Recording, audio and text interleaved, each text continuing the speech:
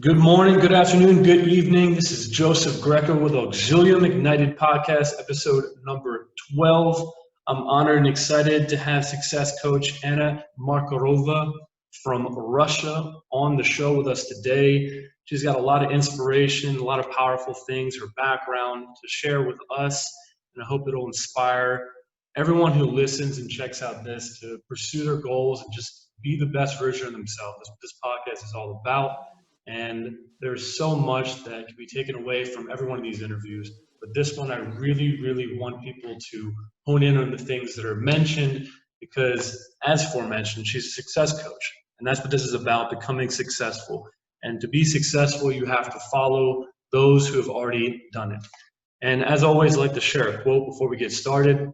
And today's quote I'm going to share is from Confucius. And Confucius says, "It does not matter how slowly you go as long as you do not stop." And that's a huge theme. And a lot of the conversation interviews we have is consistency. And doing small things with consistency and greatness is really where you find success and doing it on a daily basis. So without further ado, Anna, how you doing today? Hi, Joseph. I'm doing great. Thank you for having me here today. No, it's a complete honor. I'm excited to get you on the show, and I know you're over there in Russia, here in Italy, so it's amazing to be able to connect with people all around the world and to share success stories and just teach each other and learn. Exactly. I'm very excited. So my first question is really, being a success coach, what really drove you to become a success coach? Tell us about, what that looks like, because a lot of people, including myself before I got into all this, is really what do they do? Like if you are wanting to learn how to be successful, to learn from someone else who's a coach in fitness, whatever the case, it's a lot easier. But someone who's a success coach, a lot of people can look at that in a general mindset. So tell us a little bit about what drove you to become a success coach and what you really do. Oh, yes. Thank you for this question. It was never my intention to become a success coach. It's something that just came into my life eventually because people were, even since young age, when I was still studying in a school, people would come to me, ask me questions, and I always loved to help them and then see that my advice really worked and someone achieved something, even if it's a little thing like an exam of math in school. And I see people, how people would change and grow. It would always inspire me. But then as I was growing and studying, I have IT background, and to when I came into, and then I became when I became sorry when I became an entrepreneur, I started doing it, and then I saw a lot of people who are stuck at something they want to do. They were asking me, "Anna, how did you achieve this, or how did you achieve that?" And then I find out there is something in my mindset that is different from other people. And then I started investing more into my knowledge to go deeper into NLP, into psychology. And then I just kept helping people. They would come to me, ask me, and then I decided to start doing it professionally, to bring more value to more people, to help them to live their dream life now, today, to help them to achieve their goals. So that's how I came into it. Just people brought me there. No, it definitely takes, a team. Any successful person, there's always a team of people around them. Napoleon Hill, I don't know if you read his books, they talk a lot about, your network. It's a hugely important thing to surround yourself with the right kind of people and the right material, what you listen to, what you look at, and following that purpose. And I know I read in your bio too, and anyone can read it on your website, that eventually, like you said, you found that, where you found purpose in helping other people. And you found that your mindset was different. It wasn't really only about you succeeding with the things that you want to succeed with. It was you having a desire to help other people do it. Yes, exactly. And that's huge. And I share that same kind of a passion as you do. And that's just doing it for myself is not enough. I know it takes excelling on your own to really be able to turn around and help someone else. Otherwise, they're not going to want to listen to you. What do you have to share? You've never Yeah, struggled, because you've never taken the test yourself. And yes, because reading your, go ahead. because my success, it's not just things I have achieved, it's also the success of the people I helped. And when I see their results, it's also part of my success that I'm efficient life coach, success coach who helps people. And this is also part of my result, part of my journey, and part of my mission to change people's mindset, to empower them, because they are the powerful one. And my part here is just to help them start. And when they are on the right road, then they grow so fast, and I can see it happening in 1 month, in 2 months, their life totally changing after working with me. And this is what inspires me to, when they come back, text me, Anna, because of you, there is so much happening in my life, and I'm so grateful. And I'm so grateful that they choose me to go through this with me. Oh, that is incredible too. I remember on your website, you have a lot of testimonies of people giving their testimony about how you've changed their lives, on the inside and out, not even from just a personal level, but you help them with their relationships outside of themselves. So what does it look like? When you meet with people, is it something you do virtually? Do you actually meet with them physically? How does that look like? It's most of the times it's online, in a lot of like Zoom, Skype, or some other platforms where we have our sessions. And also I have designed my own program. It's called Goal Marathon, and it's a program with 7 days. And I developed a system of setting up and achieving goals. It's a 7 days, and every day people receive new tasks that they can implement into their everyday life. And then it's a daily routine, some tasks that they can do, and then see the result the same day. And they do it every day. They get additional tasks to the previous day, and at the end of the week, uh, they have a whole new lifestyle of successful people. And it affects their mindset, their mood, their level of energy, and their focus, their thought process, and everything changing. And people after this goal marathon will double their income, start investing. There was also another girl, and she was working as a coach at the gym, and her dream was to become um, a gymnastic trainer of little girls. And after the goal marathon, she rented a small room and started with a small groups of kids. And now, after half of the year, now it's a big school, and she's a coach of Olympic participants, of little girls. And I'm so impressed. And that was just 7 days goal marathon. Wow. That is Yeah. powerful. So when you came up with this, is it something that you practiced yourself and then you kind of moved on from there? It's based Oh on yeah, your. how Oh, it's based on my own experience, because my experience started pretty young, when I was 16 years old. And then, of course, it's a lot of courses I went through myself, and my teachers, such as Brian Tracy, Robert Kiyosaki, and I was inspired by them. I read a lot of their books, visited trainings, learned.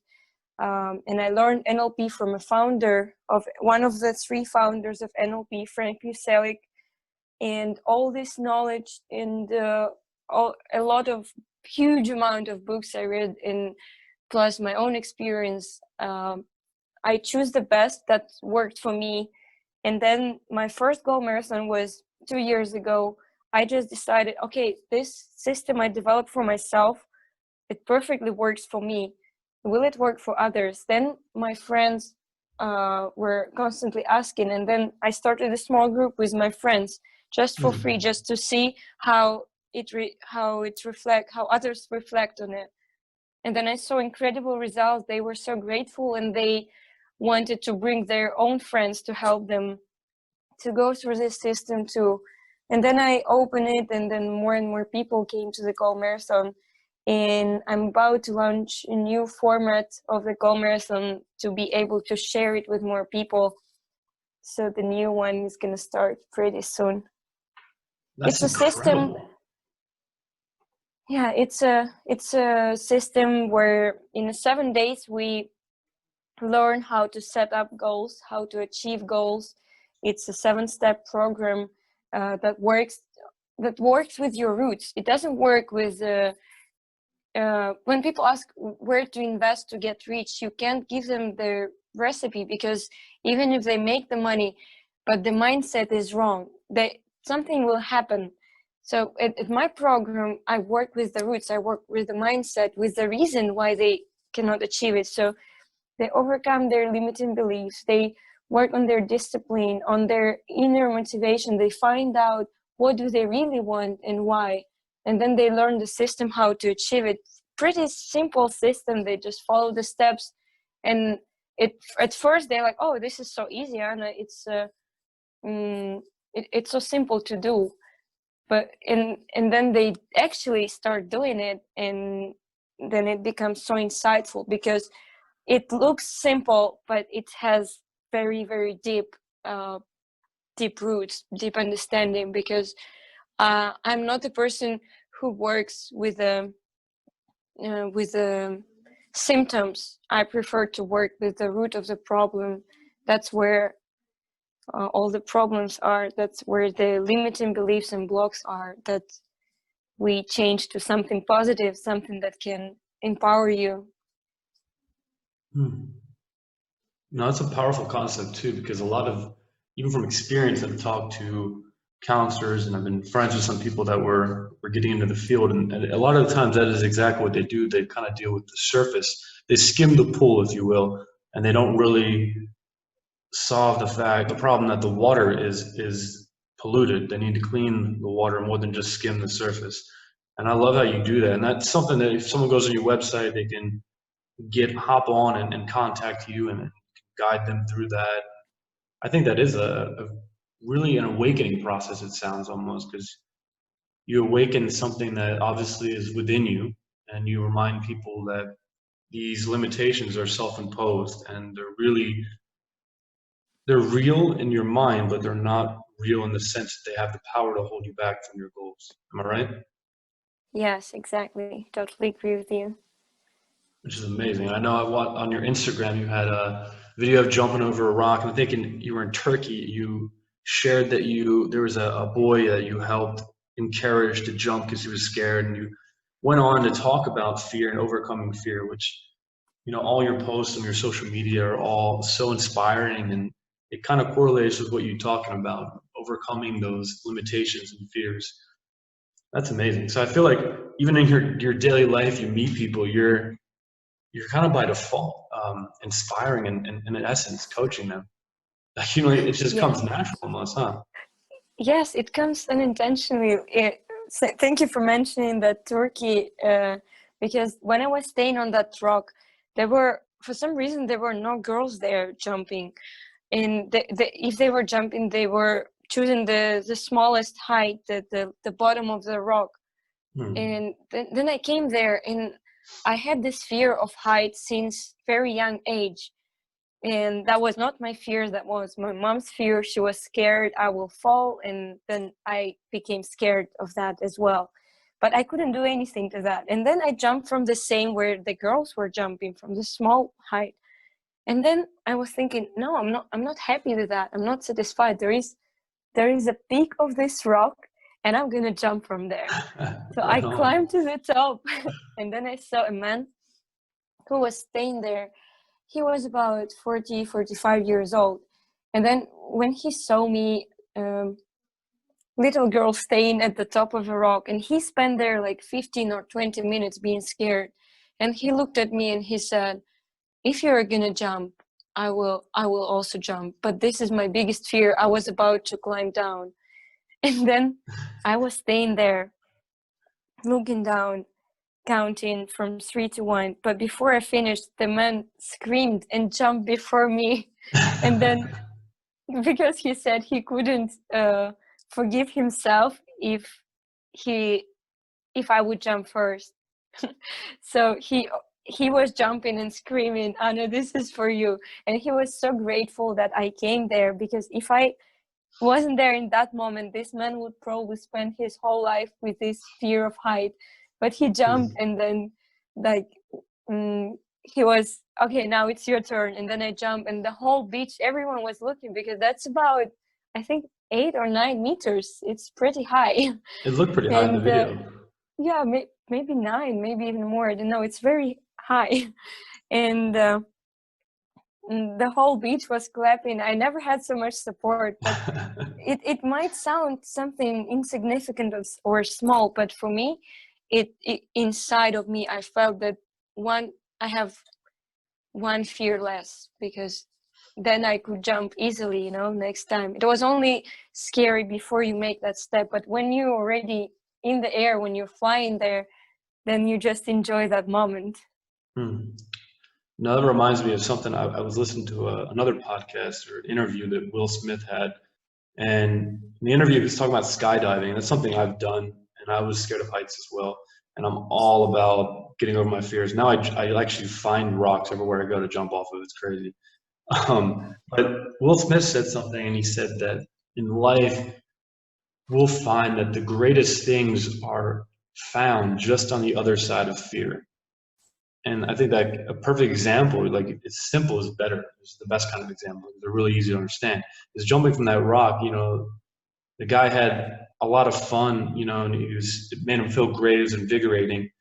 And what it took was him getting over his fear. Like, oh, what's going to happen? Freaking out about it. You kind of like paralyzed almost.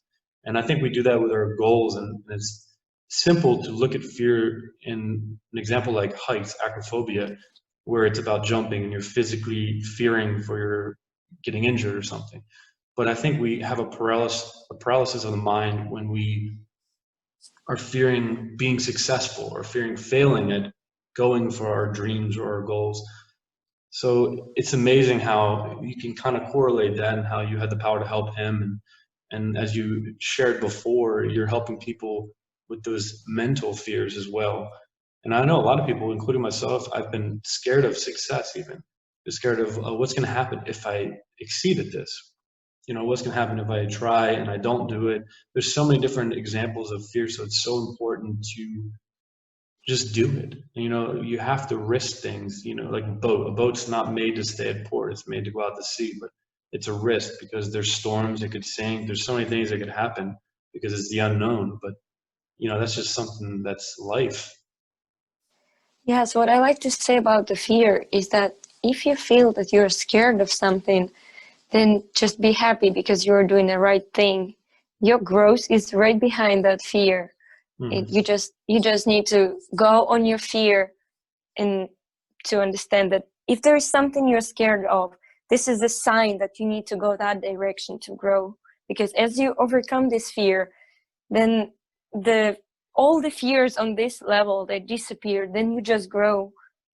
So this is my advice, to go on your fear. Because then you immediately see how everything changes, how something inside of you crashes and then it starts blooming on the new level. That's something reading your bio, that's something you got to be extremely familiar with. At 16, you left everything you were familiar with, your parents, your town where you grew up, and you went to a new country with a new language. That must have been, if not scary or intimidating, but overwhelming in a sense. It had to have been one of those feelings you had to have been feeling. And you stepped up, you learned the language. Now you speak 3 different languages. You've succeeded. Speaking of when you jumped off the rock, you were a professional athlete. You were a swimmer, correct? Swimmer, track, and field. Yeah. I think you played soccer as well, correct? Yes. That's amazing. So Exactly. where was that example when you left and went to Spain? Were you scared of what was going to happen? Tell us about that. Okay, let me start to tell you a bit about myself.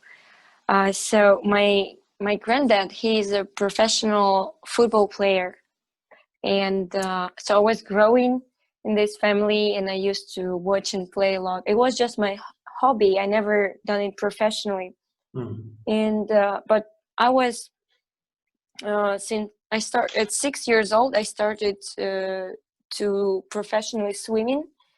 I have done it for 12 years, and then when I went to the university, my coach changed, and then I switched to the track and field.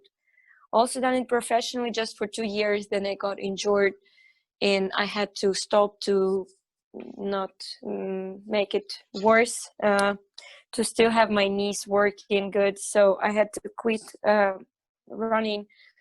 But about the football, it's always been my passion, and my dream since childhood was to work in Real Madrid, the Spanish football club. I was so inspired, and I was so in love with Spanish football that one day I applied for work in Real Madrid, and there were like 5 or 6 stages to get the job, and I was the only girl applying, and I was so grateful and, I don't know, lucky, and they saw something in me that I spoke 3 languages, and I was so well educated, and my skills were actually pretty good. So I became an assistant of a main coach of U16 team of Real Madrid. It was a summer camp. It wasn't a full-time job. It was just a summer, during the summer, 1 month, but it was a dream coming true. For No, me, that's it was very impressive. important. Yeah. No, go ahead. I was just saying how impressive that is. Yes, it was a dream coming true, because at that point of life, I was a student of information security major. It's in IT, and I knew that I felt that I don't like it because it was draining my energy. I couldn't see myself working in the office in front of computer my whole life, doing all those things. It was just draining me. I felt I need to create more, and even being a student there, I didn't just study. I opened my own club with the it's called CTF Club, Capture the Flag. It's like competition for hackers, and I made my whole team, my 3 teams, and trained them, and we had fun participating on those competitions. And one day, my all 3 teams took first 3 places, and then all media was shocked. Who is their coach? It never happened before that from one university 3 teams would take all 3 places. And then they came to find the coach. They were looking for approximately 50 years old man, some old hacker. And then they saw me, and they were, where is your coach? Who trained your team? I'm like, I'm the coach. And they were shocked. They were literally shocked. But they asked me, what's the secret? How did you make it? Nobody could ever done it before. But what I did is I just created the system, and I just motivated and inspired my team. And none of them were good, they were just the students. But I made them believe that they can do it, and I made a system to easily work it where everybody was supporting everybody. I just created this spirit, and that's how we won it. And it was the system I made was so strong that I'm not there anymore, but they still do it, they still work, they still follow the same system after so many years. And when I was 16 years old, I left my parents, my family for the first time, and left alone to Spain. And I didn't speak the language, but I've always been driven by freedom. And I knew that if I'm gonna, I don't know, maybe I just grew too young, matured young, but that trip changed me a lot. I became more I became more independent. It made me stronger because I went through so much there, and I learned language pretty quick. It took me 2 months, and then I was taking exams of Spanish philosophy, history, and yeah, I learned it very quick. But our brain works so much better when you are stressed, and when you are 16 years old alone in a known country, trust me, there is stress. But your neurons in your brain, they work so good. I was just yeah, I learned very fast. I mean, that's insane because here in Italy, like I said, I spoke it a little bit growing up, and then without using it, I kind of lost it. It'll come back to me in pieces, but I've been here almost 2 years and I'm still not fluent. So it's just impressive. It definitely says something about your mind and your level of intelligence here as well, too, because I know that I still struggle today to get it down. So that's very impressive. Maybe you just don't need it that much. I didn't have any other choice because I wanted to study in Spain. I wanted to take that exam, and I only had half of the year, so I had to learn quick. So you think It that was external motivation. that makes sense? And that was my next question, kind of. Do you, from your professional standpoint, when we want something in life, we may want many things, but do you think the things that we really achieve are things that, like you said, in stress or we need, or do you think we're only really going to accomplish them if it's something that externally is fighting for us to do those things? Kind of like if you jump into an open ocean, you need to learn how to swim or you're going to drown. That kind of a situation. Oh, I don't think it's only external motivation, because it's a combination of both. Because to get to the point where you need to decide if you're gonna jump or you're gonna die, you had to have some inner motivation to get there. For example, with me, before I went there to Spain, before I had the choice if I'm gonna learn fast or I'm gonna fail the exam, before I went there, I had my inner motivation, and that's something that everybody has. What has to ask himself, why do I want to achieve this or that?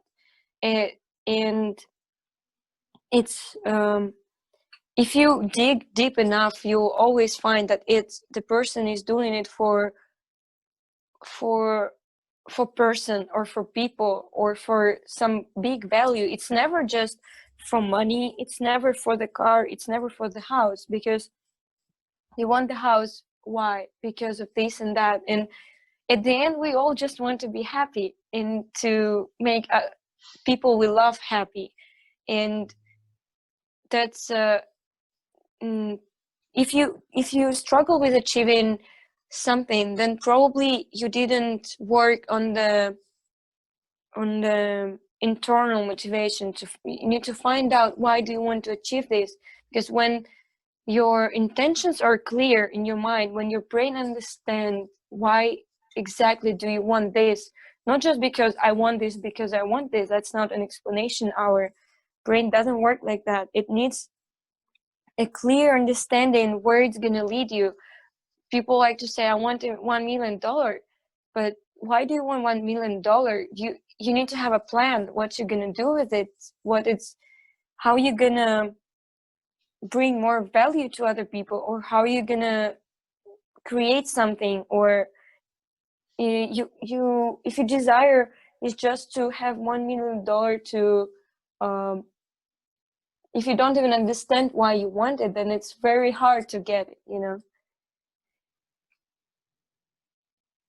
To make it reality. No, I 100% agree with that. And then one of the things I was curious, because I read that your first $1 million that you made, you only made it after risking your last 50,000.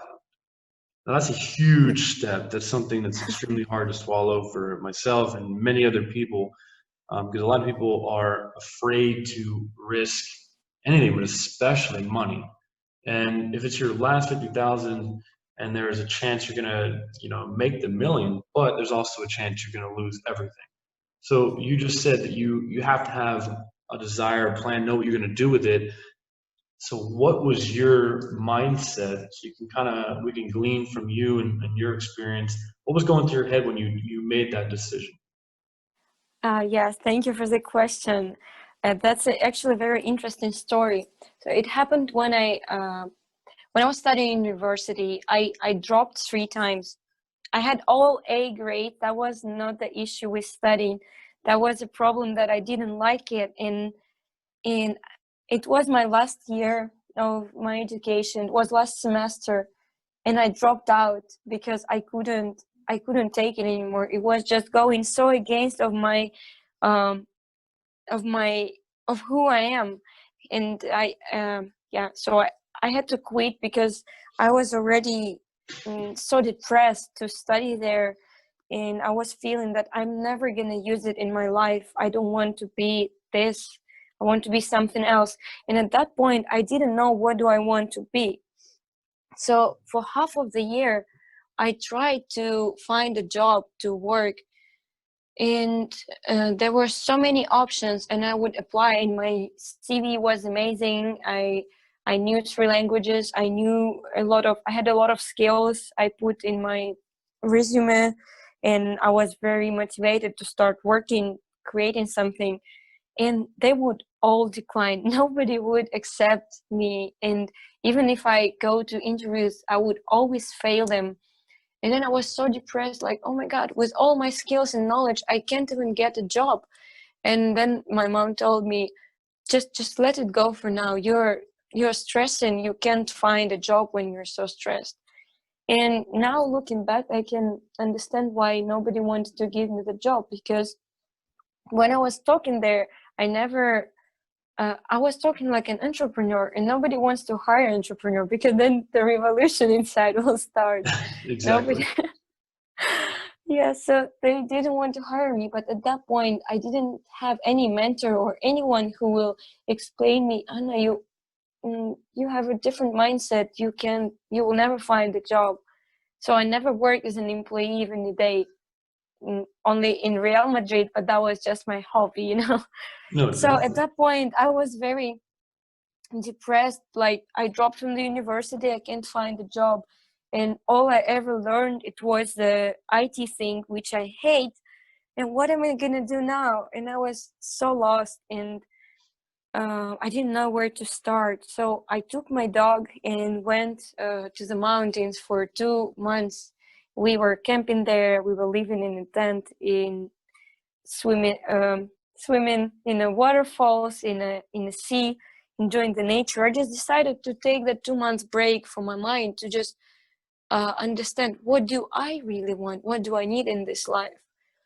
And when I came back from that trip, I started reading books uh, of Brian Tracy, of Robert Kiyosaki, of Tony Robbins. And I was reading those books, and then I was thinking, okay, what am I gonna do now? I only have these are my last 50K, and I'm not working, not making any money. And then based on my knowledge, I started doing investments, and my technical background helped me a lot with that, and I was good at analytics. And then I did some really, really, I would say, successful and lucky investments that made me 2000% of profit. Mm. But then what I did with those money is I started investing a lot into educating myself. I started learning a lot about finances, and a lot about investments. I started doing it seriously, professionally. And I didn't travel or buy any clothes for myself or any luxurious things like cars. I knew that I need to invest in my mind, in because that's what's going to stay with me. That's what's going to bring me higher to the next level. And even now, when I feel lost, then I just go study. That if I get to some point where I'm stuck, then I know that I just don't know something, and then I go for it. I study and learn. And when people ask me, where would you recommend me to invest, I always say, into your knowledge, because if you don't have right now the answer to this question yourself, then you need to educate yourself more. You need to learn more. You need to find right people and just go for it. Find someone who had these questions before, who already accomplished it. And so that's how I made it. Wow. No, that's huge, and that's something that from personal experience, I've played around with investments, but the last part you said resonates with me, especially where you said that if you're asking that question, really you're not doing enough homework. And for me, I've actually asked people that, my friends who have invested, and such as you that have made money off their investments. I'm always asking them, which stock should I buy? Where should I invest this? And I never really thought about asking myself, well, I wouldn't have to ask that question if I took the time and actually got better at learning stocks or learning where to invest and what's doing well, what's not. So that's a really good point where you have to know how to use and yield your own sword before you go into any kind of a situation or you're working towards your success, because it really is a battle and you got to learn how to defend yourself, because sometimes you might be the only one left, the only one there. And at the end of the day, it's up to you and yourself and you to accomplish what you want to accomplish, and no one else is really going to hand it out to you. So that's amazing you did that. It's so inspiring, and I think everyone wishes that they could make that one investment and make it big and just be hands clean, done, and then do whatever they want. But it really takes, like learning from you, it takes a lot of time to be a student of yourself, but also study what you want, what you're doing. Like what are you going to invest in? How are you going to make this money? And then your why is so powerful. And these things kind You of know, resonate too in your blog, that you have titles like How to Overcome Fears and Limiting Beliefs and Start Your Own Business, 6 Steps to Organize Your Life, to Free Big Amounts of Energy for Your Goals, Increase Your Financial Literacy, Systematic Approach to Creating Personal Wealth. These are all amazing reads, and they're packed full of wisdom and advice from your own experience and knowledge and education, and just amazing coaching. So that's something that, I mean, is in itself is a well that's going to keep giving water. That's a lesson. Taking the time to go to the mountains. I mean, I bet that was quite an experience for you too. Do you feel like being away from everything was the only way you really were able to answer that question within your own mind? I don't think that was the only way, but that was the best I could come up with at the moment. And later on, I went through meditation experience, and that helped me to learn how to focus my mind on the things I want to. That helped me to handle this wild creature that is a thought process that flies from one side, from one thought to another, and then meditation helped me to focus and to control my mind, to control this stream of thoughts.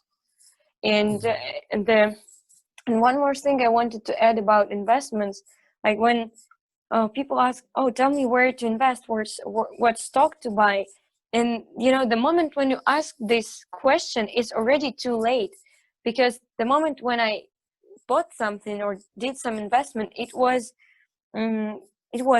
actual and relevant for that moment. And the moment when you ask, is the person has to do so much work because when you invest, you care about the future, right? You care about the result in the future. But the moment when you ask, it's already a past. So whatever the person tells you, "Oh, I invested into this stock and made this money," if you're gonna do now the same things he did, you're probably gonna fail, because if it worked before, then there is no guarantee the same recipe is gonna work. And it's not just buying one stock and becoming lucky. It's you need to buy that one stock. It's half of the year of research. It's many years of studying, learning about projects, of technical analysis, of a lot of things.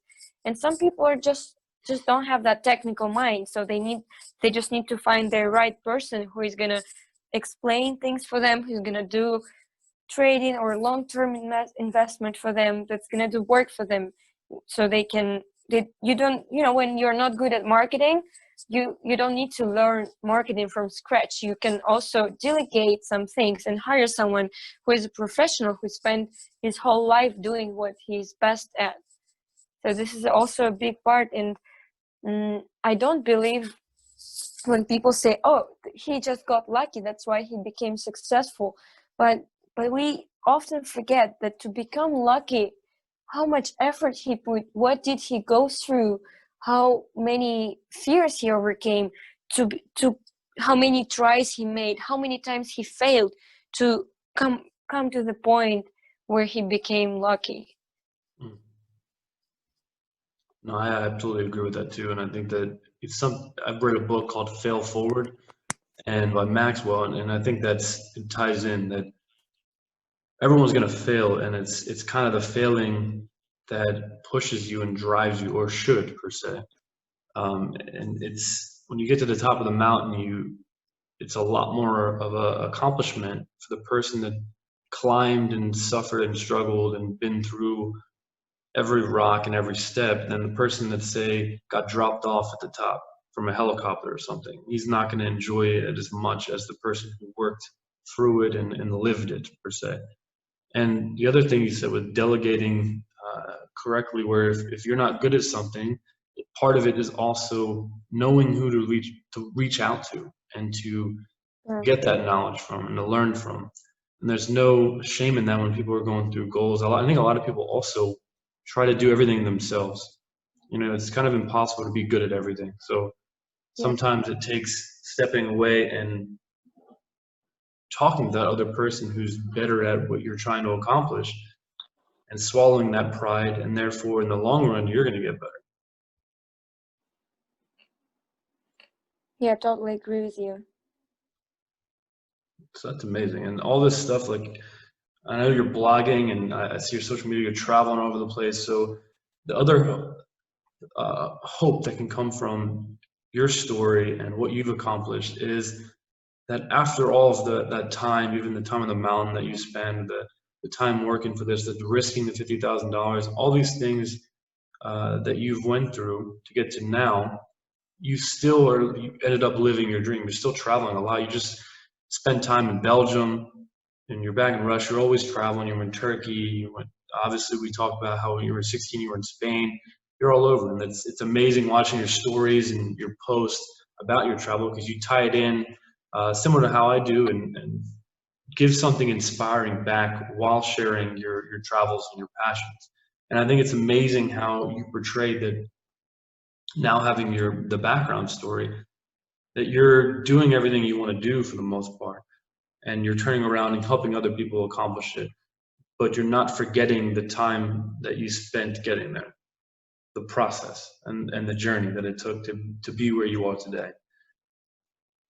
Which is that's I think the key that people can take away, is that it's not something that you take a magic pill, or like, I think society has that problem now. A lot of people think there's just some kind of pill, or you can buy the next iPhone, you can type in a code and your life's going to magically be changed, or you're going to win the lottery somehow and you're going to be living your dream.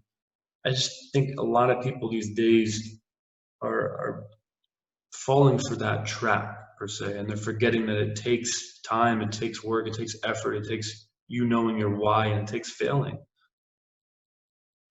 Yes, and people often delay their dreams, delay their dream life. They think, okay, now I'm gonna work hard, as hard as I can for 10 years, and then I'm gonna live my dream life. But in these 10 years, they ruin their health. They become so depressed that they already don't want anything. And what I teach people on my goal marathon is I they go through experience that they can actually start living their dream life now, and that's what's gonna lead them to their goals, to the life they really want. Because if you're not doing every day something for yourself, then you're not gonna make it through the whole life. Then there will be, I just going through that experience, people realize that they can enjoy the path, because the happiness is not the result, it's not the end. The happiness is to go through the process and enjoy your life in every moment, and that's what gives you energy and power and strength to achieve what you really want to achieve. And and I'm i i, I learned that I can live my dream life every day. I can eat healthy, I can work out, I can travel, and I don't need billions for that.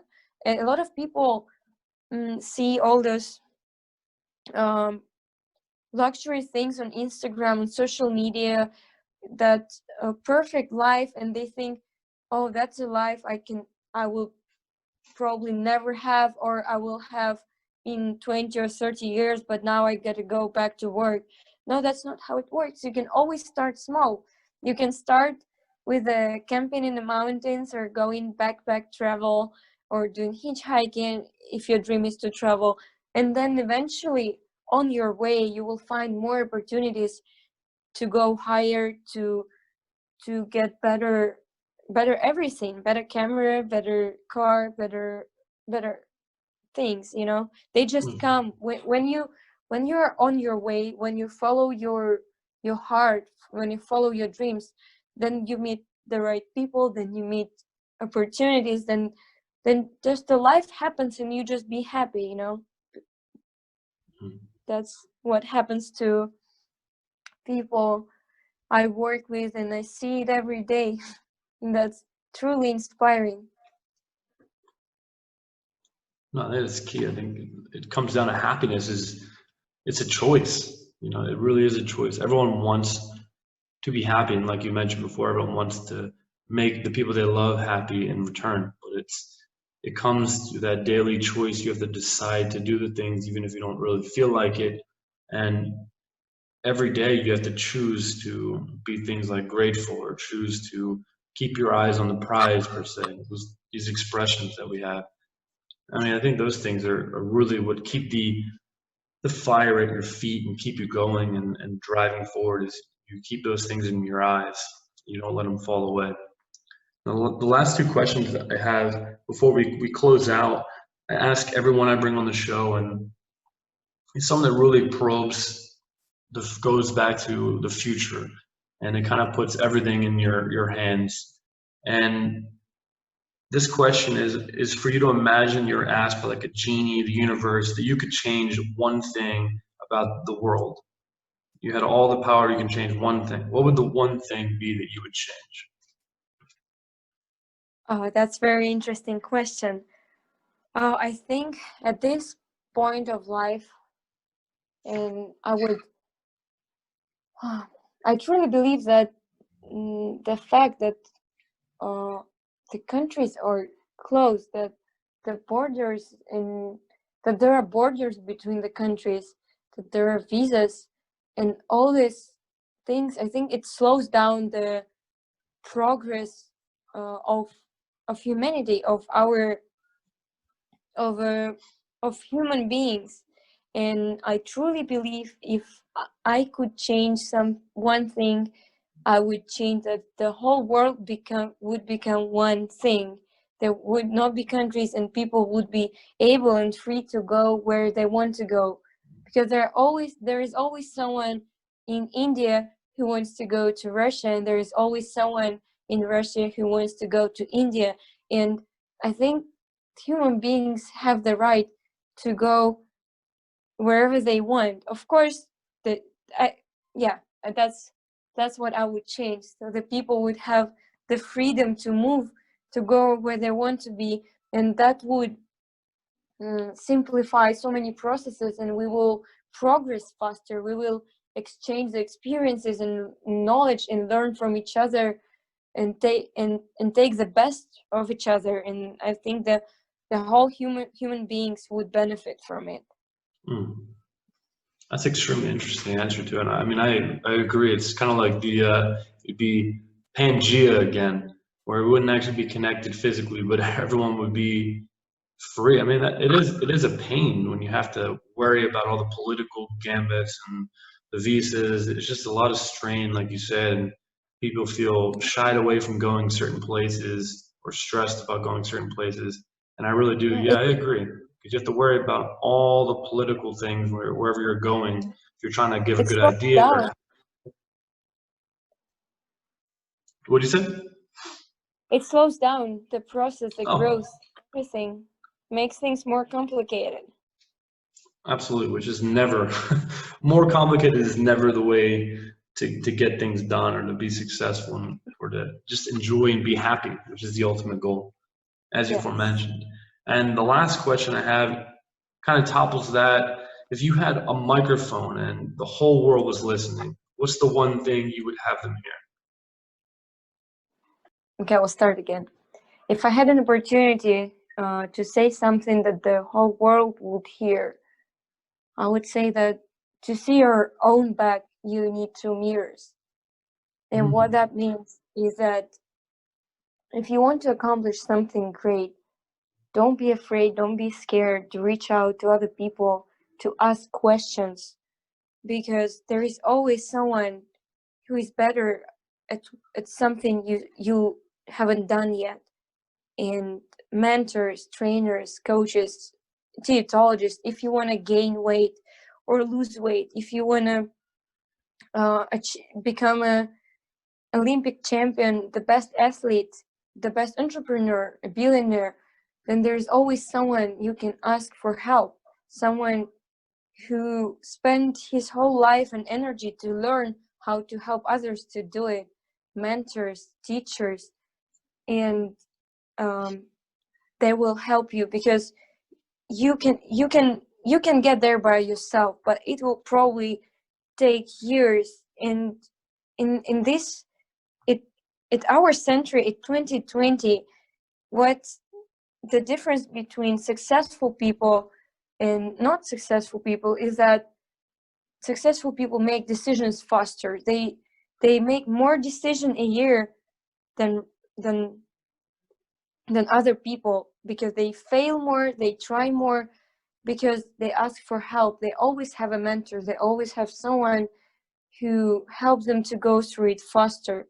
mm. And that's what the saying means. To see your own back, you always need two mirrors. You need a coach or someone behind you who will hold the mirror so you can see your back. I've never heard that. I love that. Yeah, I you never absolutely heard love it because it's my that. saying. It's my analogy I once told to my client, and then he wrote it down, and then I thought, actually, that's very deep. I mean, that's to close out too. It's impossible not to mention that you're recently working on your book, Change Your Life in 21 Days. And, first of all, congratulations on writing that, and you're going to finish it Thank soon. you. And I'm sure there's a lot of quotes and more things like that you've pulled from sessions or you have from recollection that you're going to share in your book.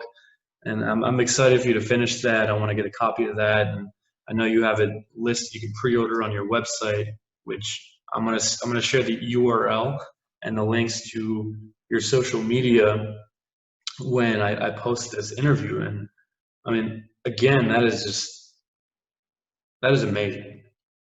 And for anyone Thank listening, your background is, you're an NLP practitioner, you speak three languages, you're a former professional athlete, you have so much experience and positive energy that comes around you, and the testimonies speak for themselves. So, it's amazing to have had you on the show and you share your story. And I know I'm excited for your book to come out. I'm sure you're going to delve even deeper into we'll be talking about these lessons with finances and just your mental and physical health, your happiness, and just striving for overall success.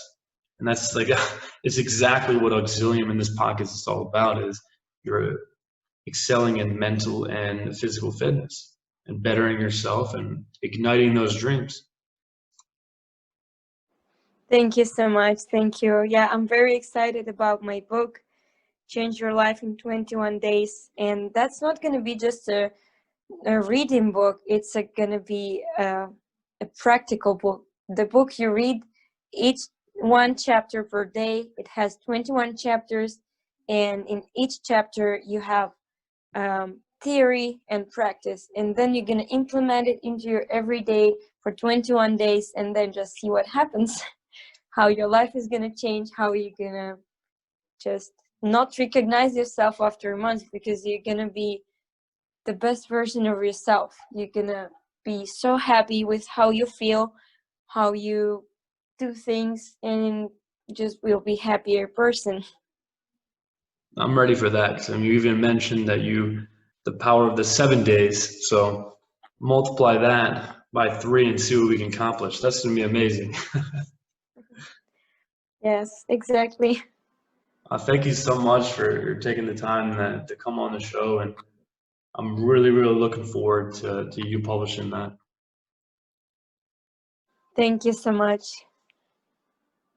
All right. Well, without further ado, we're going to have you back on the show after you get that published and talk about how it changed so many people's lives and all the people telling you about how they loved it and what it's done for you. And say a year from now, we'll see where you are after having done that. Thank you so much for having me, Joseph. It was a pleasure to work with you, to talk with you, and wish you all the best with your projects too. Thank you. Absolutely wish the same of you, Anna. And we have to keep in touch. I'm going to continue to follow you and see all the amazing trips you do, and just bathe in all that positivity that we kind of bounce back and forth. Thank you. All right. Have a good rest.